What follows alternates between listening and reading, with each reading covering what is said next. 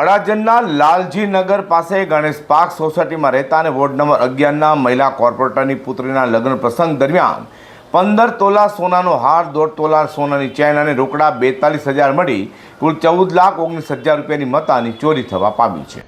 Adajan police પાસેથી મળતી વિગત અનુસાર અડાજણના લાલજીનગર પાસે ગણેશ પાર્ક સોસાયટીમાં રહેતા અને રાંદેર ગોરાટ વોર્ડ નંબર 11ના કોર્પોરેટર વૈશાલીબેન દેવાંગભાઈ શાહની પુત્રી શિવાનીના લગ્ન વેલેન્ટાઇન ડે 14મી ફેબ્રુઆરી હતા.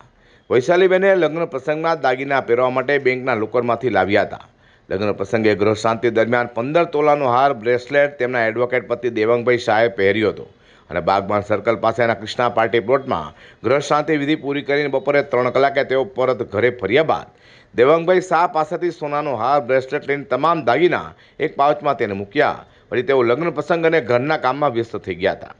બીજા દિવસે સાંજે 12.90 લાખ રૂપિયાનો હાર, બ્રેસલેટ અને રોકડ મળીને કુલ 14,19,000ની મત્તા ચોરી થયાનું બહાર આવતા જ પરિવારમાં દોડધામ મચી જવા પામી હતી.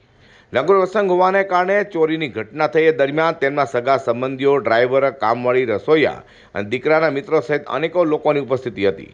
લોકોની આ ભરચક હાજરી વચ્ચે કોણે હાથ ફેરો કર્યો એ બાબત રહસ્યમય બની છે. દાગીના ચોરી કરનાર વ્યક્તિ જાણભેદો હોવાની શંકા વ્યક્ત કરાઈ રહી છે. ચોરીની આ ઘટના અંગે કોર્પોરેટર વૈશાલીબેન શાહે અડાજણ પોલીસ પથકમાં ફરિયાદ નોંધાવી છે. તેના આધારે પોલીસે તપાસ હાથ ધરી છે. Bureau report G10 news.